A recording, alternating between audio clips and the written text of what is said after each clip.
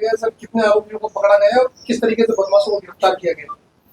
29 तारीख को रात को 8 बजे कृष्णा ज्वेलर्स है बड़ी चौपड़ पर, उसके यहाँ 4 लोग आए और उन्होंने पहले उस ज्वेलर से चांदी के कुछ ऑर्नामेंट्स खरीदने की बात की और इसी दौरान भाव और वो किया तो थोड़ी देर बाद उन्होंने देखकर उसको कहा कि चाकू निकाला जेब से और निकाल कर कहा कि ये सारा सामान हमारे को दे दो। मैं बधाई देना चाहूँगा जो ओनर था ओम प्रकाश और पड़ोस में एक अनुज और था, उन्होंने हिम्मत दिखाई और उनका सामना किया जिससे वो लोग भागे वहाँ से। इस दौरान चाकू की एक ओम प्रकाश के बाह में लगी है और दूसरे अनुज के हाथ में थोड़ा सा लगा है, बट उन्होंने ज़्यादा से चारों भागे, चारों में से एक को उन्होंने पकड़ लिया। अफसार नाम का व्यक्ति है जिसको उन्होंने पकड़ा, वो हमारे गलता गेट थाना एरिया का एचएस है जिसके खिलाफ 8-10 मुकदमे पहले से ही स्मैक बेचने और इस तरह के हथियार रखने के।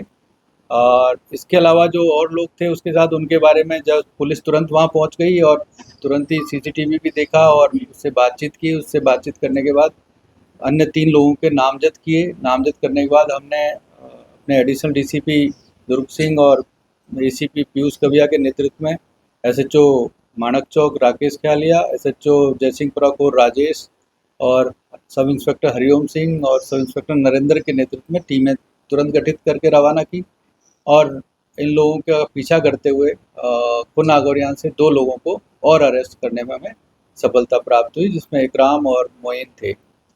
इसके अलावा एक चौथा व्यक्ति था जो अयाज, वो गायब था, जिसको भी हम लोगों ने अभी गिरफ्तार कर लिया है।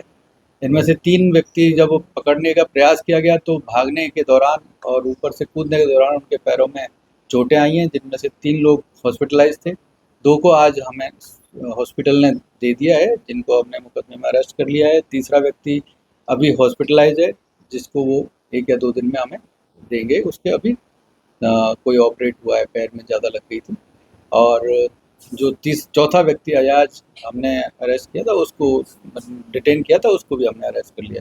इस प्रकार पूरी घटना में 3 लोग अभी हम लोग अरेस्ट कर चुके हैं और इन लोगों ने पहले भी इस दुकान पर आते आते रहे हैं। अफसार जो है वो पहले भी आना जाना रहा है उसका, जैसा परिवादी ने हमें बताया। और कुछ पहले कुछ चांदी वो बेच कर गया था इसको, और आज दिन, उस दिन 29 तारीख के दिन में भी उसका वो आया था वहाँ पर और उनसे उनका कार्ड लेकर गया था कि अगर मुझे ज़रूरत पड़ी तो मैं आपको फ़ोन करूँगा।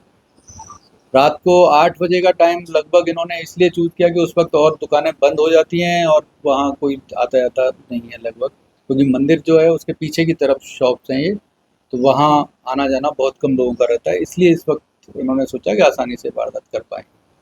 तो वारदात में सभी आरोपियों को गिरफ्तार कर लिया गया है क्या?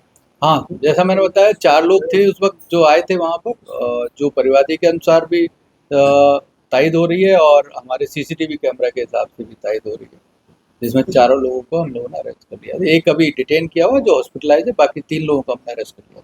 जैसा आपने बताया कि एक के खिलाफ, एक तो स्टेज सीटर था, बाकियों के खिलाफ भी कोई बाकियों के खिलाफ मुकदमे हैं, वो हम लोग अभी चेक कर रहे हैं, उनके खिलाफ मुकदमे पर हैं। ये साथ शुरू से ही ये इस तरह का स्मैक बेचने का और स्मैक पीने के आदी हैं, तो उस तरह के मुकदमों में ये वांटेड भी थे। नहीं, अभी जो हमारी प्राइमा फेसी इनसे बातचीत हुई है उसमें तो इन्होंने कहा, एक दिन पहले इन्होंने ये तैयारी की थी कि हम लोग इस तरह की वारदात करेंगे। उसके लिए इन्होंने यहीं रामगंज एरिया से चाकू खरीदा था और एक व्यक्ति इनमें से रामगंज का जो मोइन है वो रामगंज का एरिया का रहने वाला है, 2 व्यक्ति इसके जयसिंहपुरा कोर के रहने वाले हैं और एक अभी खुन नागौरियान में रह रहा है। सर अभी जो मतलब ग्रीन था, चाकू वगैरह लगा था, उनकी तबीयत वगैरह कैसी है? नहीं, वो नॉर्मल है, बहुत ज़्यादा चोट उनके नहीं आई थी।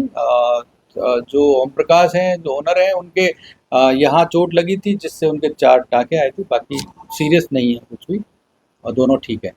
सर उनका बैकग्राउंड कैसा है?